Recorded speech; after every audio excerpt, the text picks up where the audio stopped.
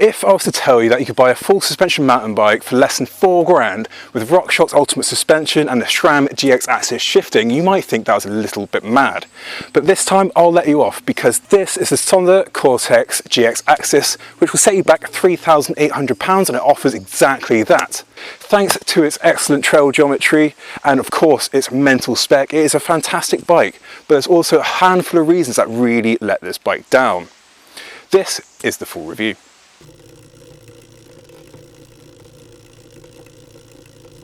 So, the Cortex GX AXS is Sonder's downcountry to all-mountain mountain bike, and it comes with 120mm suspension at the rear with 130mm at the front.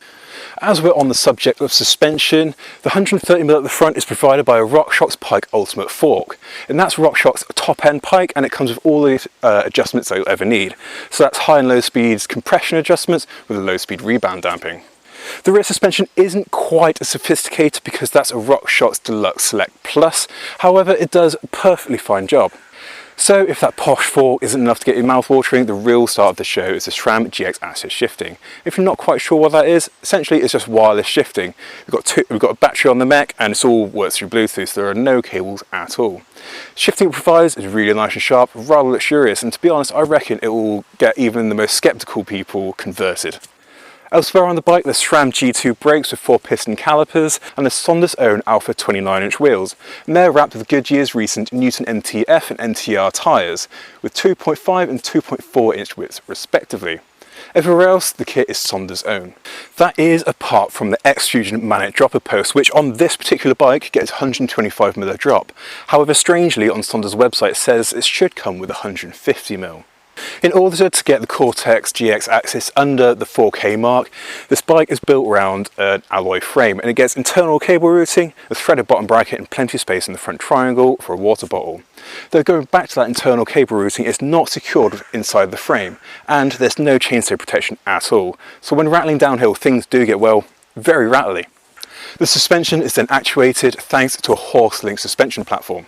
So onto the performance, and during testing I found this bike to be a bit of a mixed bag, but generally it's a great bike thanks to a solid trail geometry. So the Cortex gets a 74.5 degree seat tube angle, which isn't terribly steep, but when paired with the 465mm reach, it results in a rather roomy cockpit. However, when the climbs have gotten particularly steep, I have felt quite folded over the bike, but because weight is so well distributed, it's been planted whatever the gradient. So when saddled, the suspension is rather well behaved. I've run this at 25% sag and bob has been pretty minimal. While the suspension is great when climbing, what's really confusing is that super aggressive Goodyear Newton MTL rear tyre. While it's grippy where needed, it is very draggy and is far from what I'll consider as downcountry. If you're looking for ultimate efficiency, I'll consider buying a lower profile tyre and replacing it. What I found really confusing with the Cortex is that there's very little dropper post cable on offer. So when you want to raise the whole saddle height, there's just not much to play with. So I'm 5'10" and I'm already at the limit of the cable, but this bike is designed for people up to 6'2". So if you are taller, unfortunately you'd have to buy a whole new cable and get it replaced. Let's get back onto the good stuff, and when the descents start rolling in, this bike has proven to be impressively capable thanks to a really well balanced geometry. So there's a 1220mm wheelbase. When paired with that awesome RockShox Pike fork, it's really well planted at speed regardless of the amount of travel on offer. It's really tough to complain about the 66 degree head angle too, because it offers up enough support when things get a little bit steeper, but it keeps handling nice and sharp over flatter terrain and when you're climbing. As for the rear suspension, it is a little bit linear, but it does ramp up quite nicely near the end of the stroke. While this does make the bike feel like it's got more travel than it actually has, it can make the bike feel very wallowy in the corners and quite vague when going through tech. However, if you're a bit savvy with suspension, a little bit of tuning and some bottomless tokens will fix that right up. So the Cortex is more about its excellent trail geometry, as this bike is more than capable of some steep sections, tight and twisty stuff, flow trails, and even great fun when you're climbing. But to get the most out of this bike, you will have to fettle with that rear suspension. It's great in the corners too, with suspension kinematic aside, because Sonder hasn't gone too crazy with the geometry. Quick changes in direction are more than possible, but would have been made even more so if this bike actually came with a 150mm dropper post as promised, because within its 125mm form, the saddle really does get in the way. So at first I was really sceptical of Sonder's downcountry to all mountain claims just because it's such a large remit, but because this bike pedals so nicely and it is impressively capable, it lives up to them. So the real big downside that the Cortex faces is in its brakes.